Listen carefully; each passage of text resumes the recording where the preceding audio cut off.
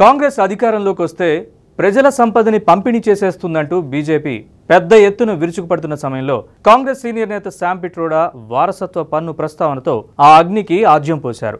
అమెరికాలో 10 కోట్ల ఆస్తి ఉన్న వ్యక్తి చనిపోతే అతని వారసులకు 45% మాత్రమే వారసత్వంగా వస్తుంది. మిగతా 55% ప్రభుత్వ ఖజానాకు వెళుతుందంటూ ఆయన సంచలన వ్యాఖ్యలు చేశారు. అది చాలా ఆసక్తికరమైన చట్టం అంటూ ఆయన చెప్పడాన్ని కాంగ్రెస్ ఇప్పుడు ఆయుధంగా వాడుకుంటోంది. సంపదను సృష్టించిన వారు అందులో సగం ప్రజలకు వదిలి వెళ్లిపోవడం తనకు న్యాయమే అనిపిస్తోందని, భారత్లో అలాంటిది లేదని, సంపన్నుల ఆస్తి మొత్తం పిల్లలకే వెళుతుందని పిట్రోడా అన్నారు. కాంగ్రెస్ అధికారంలోకి వస్తే ప్రజల ఆస్తిని ముస్లింలకు పంచుతుందంటూ ప్రధాని చెబుతున్నారు. తాజాగా శామ్ పిట్రోడా చేసిన వ్యాఖ్యల్ని బీజేపీ అందుకోసం వాడుకుంటోంది. ప్రచారంలో కాంగ్రెస్పై దూకుడుగా ఉంటున్న మోదీ పిట్రోడా వ్యాఖ్యలపై తీవ్ర స్థాయిలో మండిపడ్డారు. దీంతో కాంగ్రెస్ పార్టీ ఆత్మరక్షణలో పడింది. పిట్రోడా వ్యాఖ్యలు ఆయన వ్యక్తిగత అభిప్రాయమని, పార్టీకి వాటితో సంబంధం లేదని స్పష్టం చేసింది.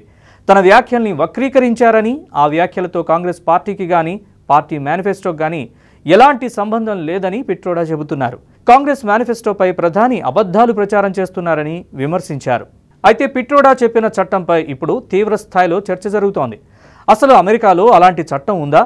సంపన్నులు చనిపోతే వారి ఆస్తిలో 55% ప్రభుత్వ ఖజానాకు చేరుతుందా అని ఇంటర్నెట్లో తెగ సెర్చ్ చేస్తున్నారు.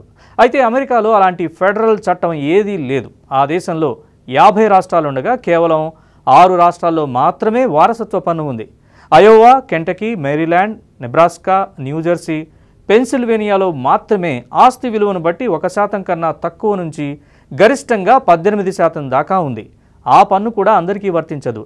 చనిపోయిన వ్యక్తి భార్యకే ఆస్తి మొత్తం వెళ్తే ఈ పన్ను వర్తించదు. ఇలా బోలెడన్ని షరతులు, మినహాయింపులు ఉంటాయి.